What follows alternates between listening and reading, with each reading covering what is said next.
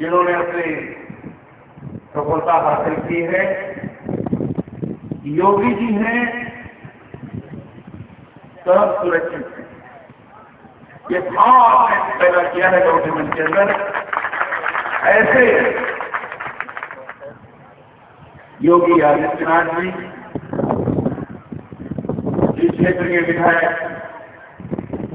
और बड़े ही सादगी के प्रति सरल हृदय और अपने साथी और सरल हृदयता से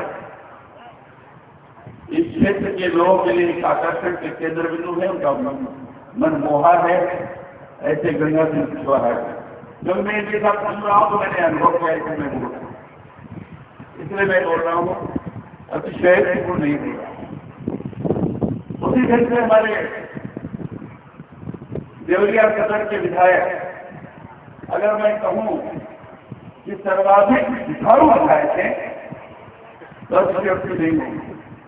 किसी के लिए अपने क्षेत्र में किसी के लिए कोई भी बात लगी तो चाहे कोई अधिकारी हो चाहे कोई, ये किसी को छोड़ते नहीं और जिस काम में लगते हैं फिर प्राण पर से छूट जाते हैं। ऐसे आदरणीय श्री जन्मेजय सिंह जी हमारे लोकसभा क्षेत्र के पालक और विधान परिषद के पूर्व सदस्य, मैं इनको कहता हूं कि भले ही आप यादव में पैदा हुए होंगे लेकिन संस्कार तो आपका ब्राह्मणों का है।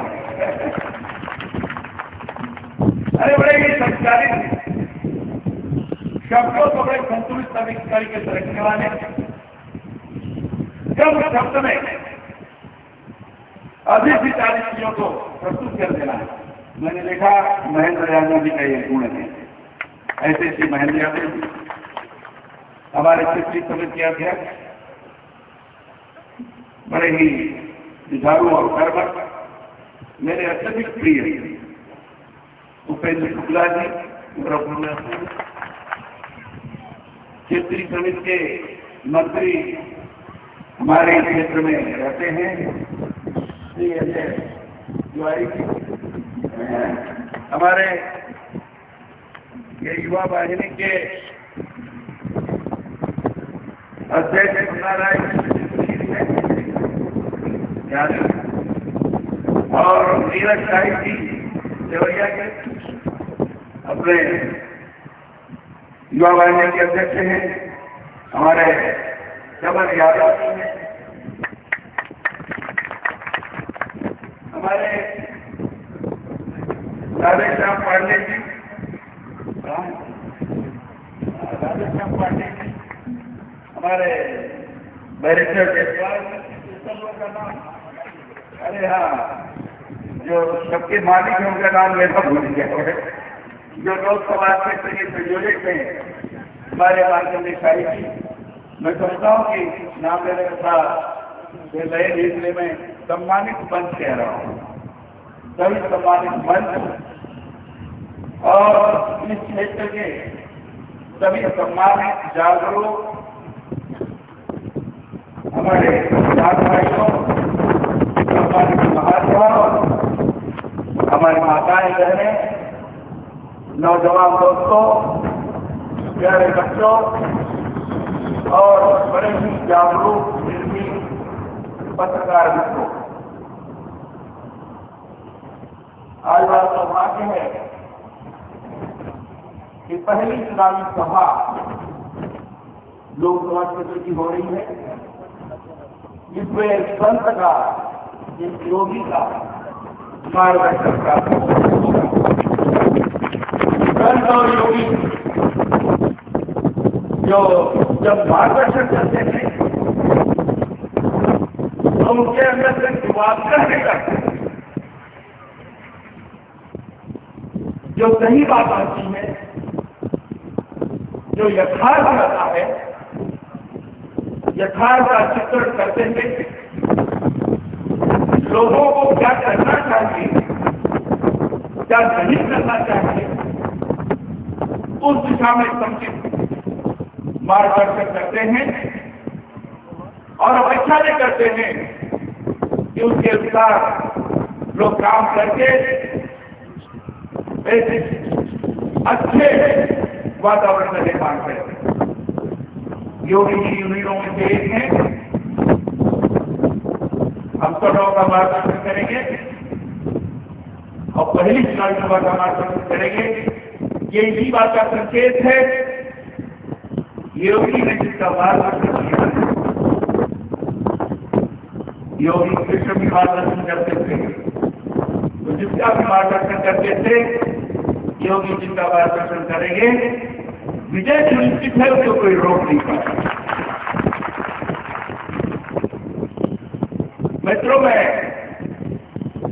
इस लोकसभा क्षेत्र का प्रत्याशी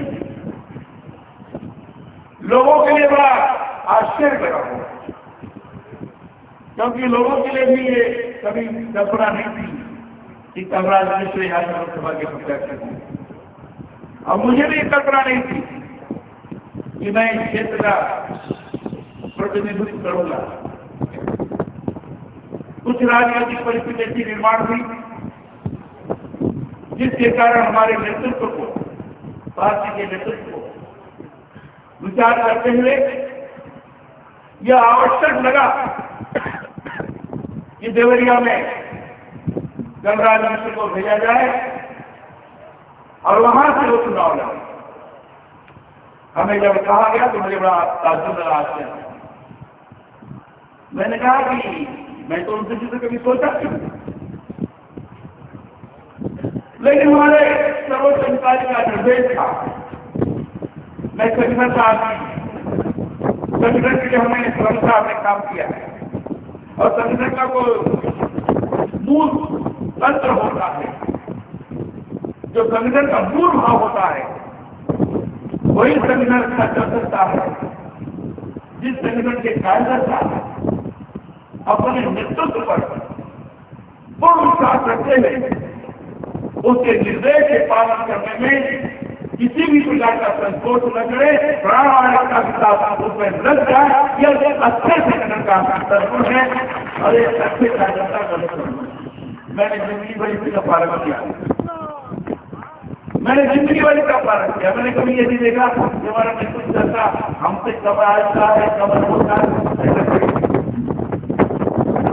कब आयोजन भी होंगे, कब अनुभव भी होंगे। परस्पर वार्ता के द्वारा बहुत सारी चीज करती है, लेकिन व्यवस्था में हमसे उनके, व्यवस्था में हमसे उनके हैं तो हमने उसका पालन करेंगे। तो हम आपको उनको कैसे कहेंगे कि तुम भी हमारी बात को पालन करो। संगठन का एक विशेष गुण होता है, परिवार का भी एक विशेष गुण होता है। परिवार में भी अगर अपने मुखिया के निर्णय का पालन अगर कोई नहीं करता तो परिवार में टूट जाता है। यही हाल संगठन की होती, यही हाल प्रशासन की भी होती। संगठन ने निर्देश दिया, मैं यहां आया, मैं इतनी तरह कह रहा हूं कि सबसे पहले वह व्यक्तित्व है जिन्होंने मुझे फोन करके कहा कि किसी भी प्रकार की आपके मत चाहिए, आप आइए, आपको जनता चुनाव लड़ाएंगे और आप जीतेंगे, क्योंकि आपको किसी प्रकार की बात नहीं है। वह कहने वाले मुझे योगी आदित्यनाथ सबसे पहला मैं तो बात करता, ये बात देखिए देवरिया हमारे लिए आजाद नहीं है। देवरिया में बहुत घुमा, देवरिया नगर कोई ब्लॉक नहीं होगा जिस ब्लॉक में जाकर मैंने संगठन लग रहा था। बड़ी रविंद्र प्रसाद, बड़े मीनानाथ पांडे, बड़े दुर्गा प्रसाद मिश्रा हमारे पार्टी के नेता थे। पता है जैसा तो भौगोलिक स्थिति बदल गई, तो देवरिया हमारे लिए आजाद नहीं। देवरिया हमारी कर्मभूमि रही है।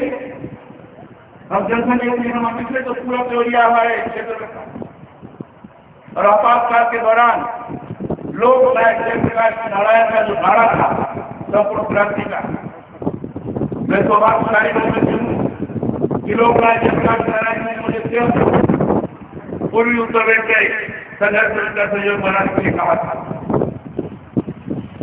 और मैं भूमिगत रहते हुए काम कर रहा था। अब देवरिया में भी मैं पकड़ा गया, देवरिया में भलौनी में मैं पकड़ा गया, वो भी रात हो गया रात का किया। तो गोरखपुर के और वहां से टेक्सिंग चलती थी जिसमें 12-15 किलोमीटर जा सकते, उसमें बैठ करके 12 किलोमीटर अब भरोसे नदी रात की रात उतर करके गाँव का ध्यान कितना बढ़ा है क्या नाम मिला हुआ उस गाँव में क्या 4-5 किलोमीटर पैदल और वहां पर बताया था मंदिर को बैठ कर सारी वार्ता हुई। किसी तरीके से पुलिस को पता लग गया और दूसरे दिन इतने पुलिस वाले आ गए लगता था कि डकैती पहुंचा। और मैं सुबह 6 बजे जब मैं गाँव में चला रहा था उस सड़क पर मुझे पकड़ा। हमें सीआईडी वाले थे हमारे संबंध के थे, मैं क्यों ऐसा कुछ नहीं किया तो उन्होंने कहा कि आपको 10,000 रुपये का इनाम था इससे किया गया। मैं रास्ता में देवरिया में 19 महीने जेल गया और यहाँ गर्मी में गाँव से मैं मौजूद था। अभी हम पूरी गिरफ्तारी करने की हम लोग के बीच में गए हैं, बड़ा दुखद रहा। सभी लोग मेरे स्वर्गीय रोहन सिंह जी वो भी थे, स्वर्गीय राजेंद्र प्रसाद जी, स्वर्गीय रविंद्र प्रसाद, स्वर्गीय प्रसाद तिवारी, ये सब रामदेव पांडे जी, शीला जी, स्वर्गीय रामदेव पांडे, तो सबों से मैं खबर सुना। मैं इसलिए वर्णन कर रहा हूँ कि जो लोग कहते हैं जी को बाहर के हमने यहाँ पर बनवाए तो बनवाए गोरेघाट भागलपुर गोरेघाट सबके बहुत बनवाए।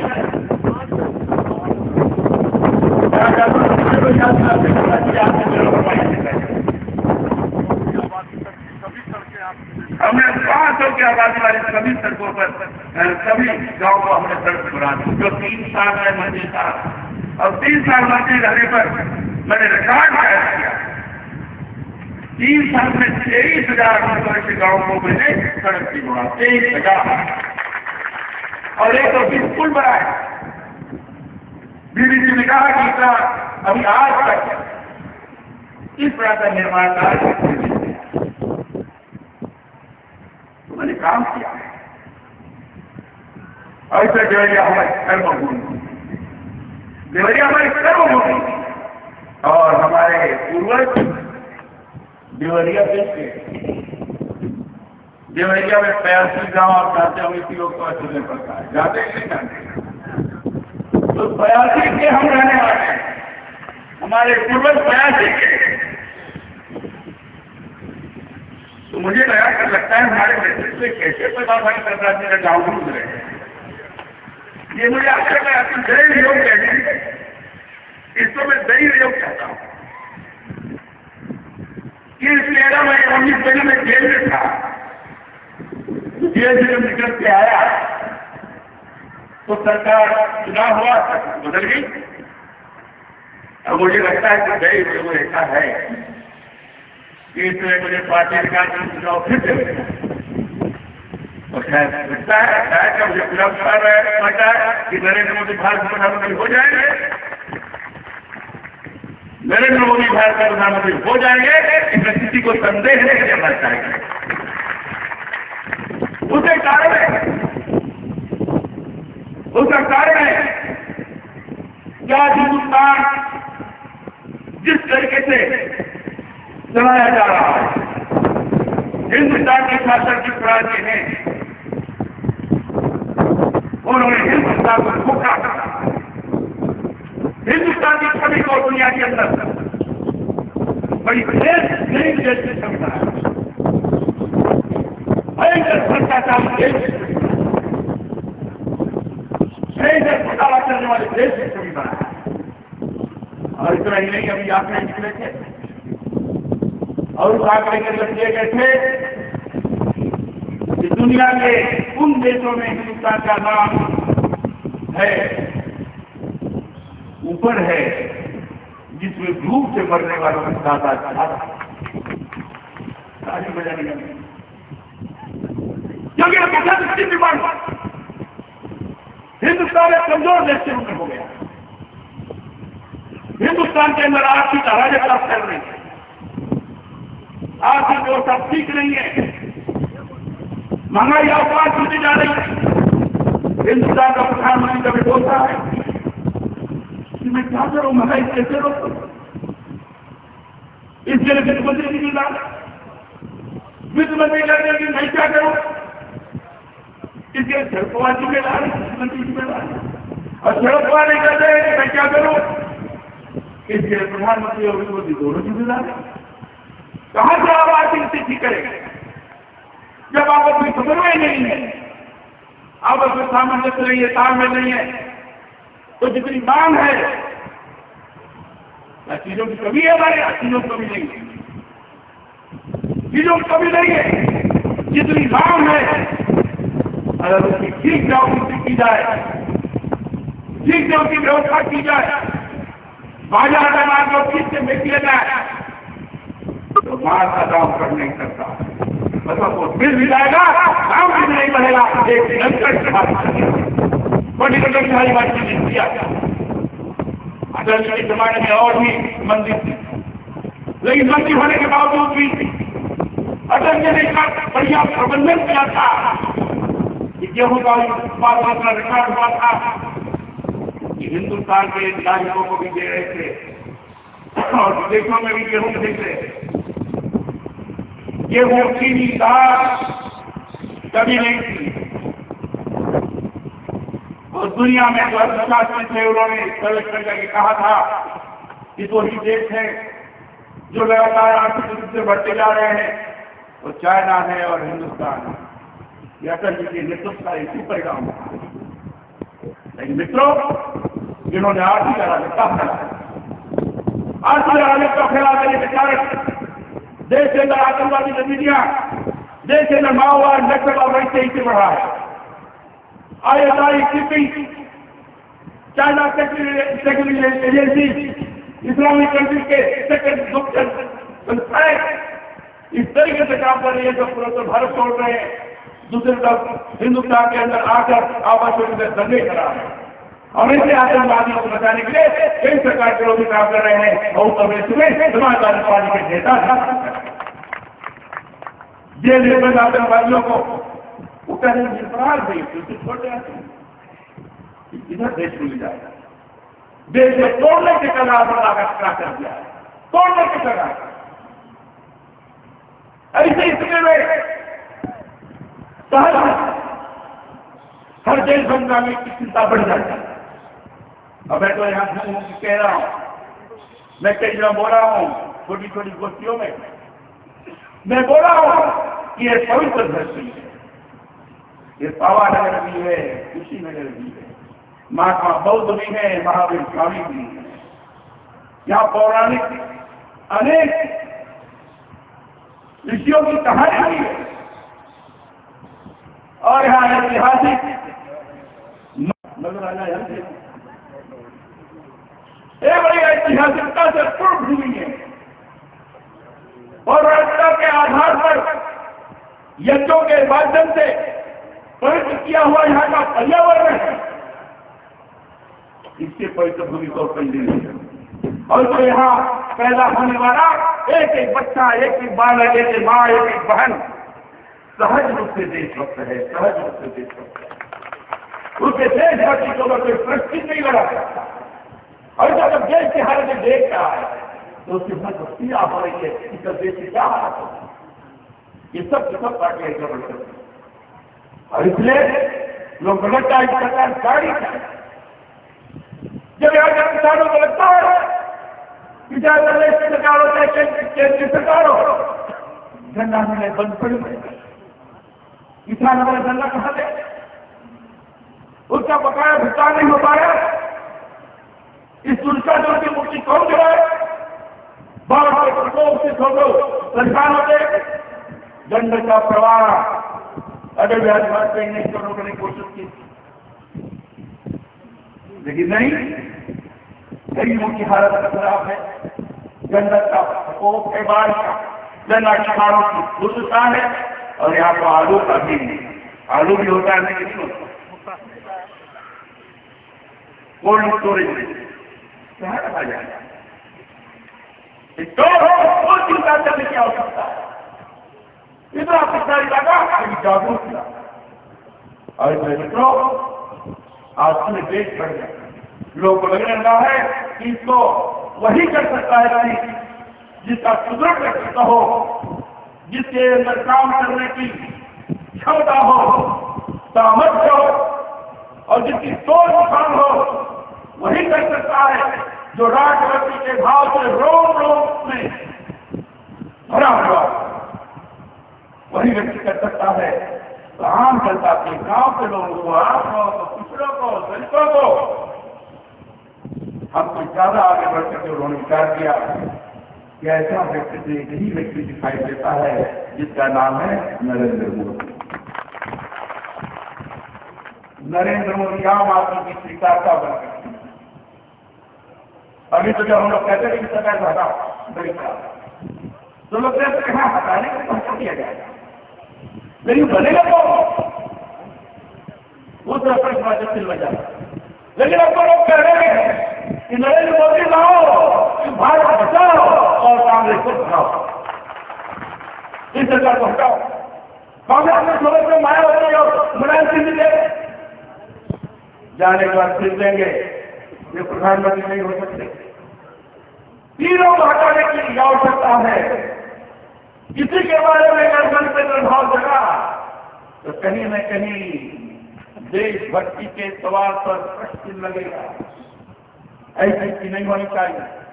और इसलिए मैं तो आपका आदर कर रहा हूं। हमारी लड़ाई खालसा की लड़ाई, हमारी लड़ाई नहीं लड़ाई नहीं कई बात है। हम किसी बारे में 18 बार स्वागत थे और हमें जरूरत नहीं है ऐसे होने। लेकिन पार्टी ने अनुभव किया कि संविधान के आधार पर लगातार मिश्रा एक कार्यकर्ता है, खड़ा उतरा है, इसलिए इसको भेजना चाहिए और मैंने स्वीकार कर। मैंने अनुभव किया सबका मुझे प्यार मिलेगा, सबका प्यार है। भाई ऐसी बात आई, शायद लोगों को लगा ख्याल कर रहे पीछे मुझे देखेंगे, लेकिन मेरी एक आदत है, मैं सबसे लोग क्या देखो पहली मीटिंग है, थोड़ा सा बोल जो भी नाराज नहीं हो। मैं वैसे ही समय को ध्यान रखता हूँ, लेकिन इस समय उम्मीदवार हो गया हूँ तो कुछ जानते हैं बोलने लगे उम्मीदवार नहीं करता तो नहीं होता। ये भी से बयान करूँगा थोड़ा सा। हाँ ऐसे गिरी प्रार्थना है, मैं मुझे ध्यान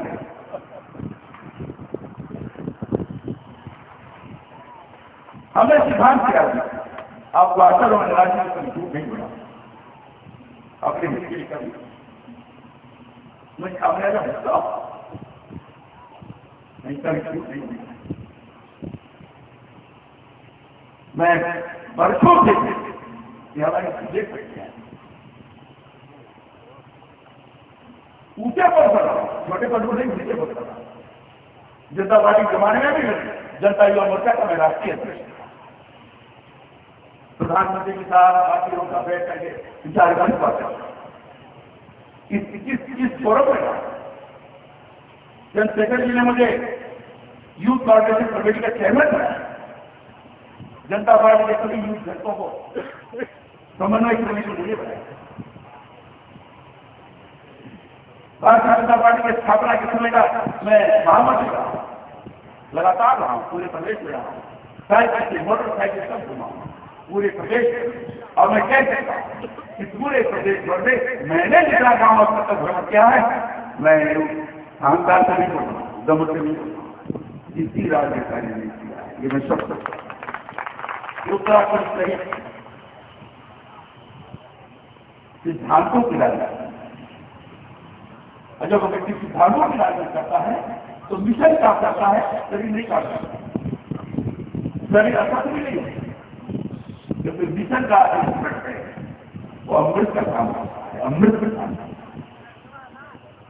और इसलिए मैं लगातार काम करता और लगातार काम करने के बाद या कुछ चीजें दिखाई पड़ी, मुझे लगा कुछ गड़बड़ हो गया। लेकिन हमने कहा कि पार्टी ने विश्वास करके मुझे यहाँ भेजा है। मैं ऐसे व्यक्ति को में हूँ कि एक बार जब मैं रणभूमि में आ गया, रणांगण में आ गया, तो पीछे हुआ करके मैंने कभी नहीं देखा। जय पराजय भगवान उसी में चिंता नहीं, जय होगी तो बहुत, पराजय होगी वो भी बहुत, हमें इसकी कभी चिंता नहीं की। जय होगी सिद्धांत करने की, पराजय होगी कहीं न कहीं सिद्धांत को बोलने लगते। और मैं अपने को बता रहा हूं हम सिद्धांत को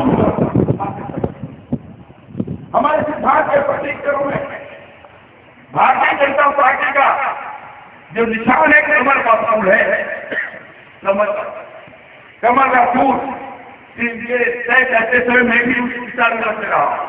जब भारतीय जनता पार्टी चले कई सिंबल आए लेकिन नहीं स्वीकार हुआ, ये तय हुआ कमल का फूल ठीक रहेगा। और क्यों ठीक रहेगा? उसके पीछे कारण कहा गया कि कमल का फूल भारतीय विचारधारा का प्रतीक है, कमल का फूल भारतीयता का प्रतीक है, कमल का फूल भारतीय संस्कृति का प्रतीक है, कमल का फूल समृद्धि का प्रतीक है। इसलिए कमल का फूल सुरक्षित था।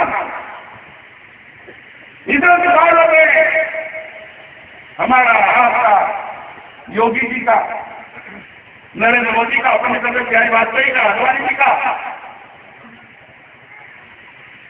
जो उम्मीदवार है ये कमल का फूल है। हम सब लोग कमल के फूल के लिए काम कर रहे हैं। कमल का फूल अगर खिल गया, जीत गया तो आप भी जीत जाएंगे, आप भी जीत जाएंगे, सब लोग जीत जाएंगे, मोदी जी भी जीत जाएंगे और कलराज जी भी जीत जाएंगे। और उसने सहज रूप से देशभक्ति के आवाज को सुनकर कमल के फूल को अपना सिद्धांत मानकर व्यक्तिगत संकल्प लेकर गांव जाकर सबको बताकर क्या आज मैं देश की दिशा और दशा दोनों दिशा और दशा की बदलेगी जब इस वर्तमान सरकार को उखाड़ फेंकोगे नरेंद्र मोदी भारत के प्रधानमंत्री होंगे। और नरेंद्र मोदी भारत के प्रधानमंत्री हो गए तो दुनिया वालों के सामने सीना तान करके कहेंगे कि पंडित अटल बिहारी वाजपेयी के उत्तराधिकारी के रूप में मैं नरेंद्र मोदी आज आकर खड़ा हो गया हूँ। दुनिया वाले देखो हिंदुस्तान का स्वाभिमान अब सबसे ऊपर खड़ा हो गया है। हिंदुस्तान का स्वाभिमान पर कोई मुड़ी उठाने का तो साहस चलेगा, उसको पराभूत करने में किसी भी प्रकार का संकोच नहीं होगा। ये नरेंद्र मोदी के भेजने का एक संदेश है। मैं तो मैं आप सब उनसे प्रार्थना कर रहा हूँ, आप वही कमल के फूल को ही अपना सिद्धांत नहीं है, वो उम्मीदवार है। कमल का फूल आप खिला दीजिए, हम खिल जाएंगे। और जब कमल का फूल खिला दे गया तो कमल के रूप में कह दीजिए कि हमने भेजा है आपको प्रधानमंत्री बनाने के लिए, आप प्रधानमंत्री हो जाइए और यहाँ के पिछले से मजबूत करने की दिशा में कदम उठाएं। यही मैं आपसे अपील करने के आया हूँ। ये मैं सोच रहा था, जो मैं विचार कर रहा था तो मैंने आपके बीच में बोला है। मैं ज्यादा भाषण करने में समय ज्यादा नहीं देता हूँ, अकेले रहता हूँ, बोलता हूँ। जब भी हमारे मुख्य सचिव कोई भी रहते हैं तो मैं नहीं बोलता हूँ। लेकिन पहली सभा है, योगी जी है, इसे मैंने आवश्यक समझा कि एक बार आपके बीच में कई बात करना चाहिए और बहुत ज्यादा कर रहा हूँ उसको भी आपके साथ पेश करना चाहिए। मेरे बारे में अगर एक बात बनती है कि कलर जी बाहर के आए कि नहीं, तो मैं इतना आश्वासन दे सकता हूँ कि मैं आपके परिवार का हूँ। परिवार का अगर व्यक्ति कहीं जाता है नौकरी चाकरी के लिए तो कभी कभी देरी तो हो जाती है, लेकिन परिवार कोई रहता है। मैं आपके परिवार का हूँ और आपके परिवार से रहूंगा और मैं संगठन वाला आदमी हूँ। तो हमारे संगठन के जितने नेता बैठे जितने भी नेता ये कहेंगे कलराज जी आपको देवया में महीने में बात में बनना है, तो कलराज जी की हिम्मत नहीं है क्योंकि बात को रखना। कैसे आज किसी में बराबर है, इसलिए घबराने की आवश्यकता नहीं है। ये भविष्य बताएगा, इससे बड़े ज्यादा ठीक नहीं है। इतनी बात कहकर फिर से आपसे अपील करते हुए के बार कमल के फूल छुड़ाइए, भारत को बचाइए, नरेंद्र मोदी को भारत का प्रधानमंत्री बनाइए। ये याद करते हुए अपनी वाणी को विदा देता हूँ। बहुत बहुत धन्यवाद।